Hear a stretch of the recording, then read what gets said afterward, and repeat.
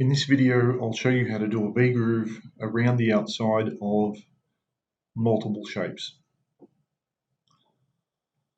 So we need to select all of the shapes, click and drag, and we're going to come down to this button over here which says Insert Large V-groove. So when I click on here, it gives us two different options. So large V-groove is a combination between an open V-groove or just a V-groove. So if it is going to be an open V-groove, you can type in here the width, which is the amount of openness of the V-groove, but for this instance it's just going to be a V-groove, so we'll make that as 0.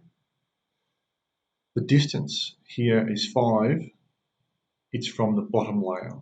So if you just say 5, the V-groove will be on the second layer.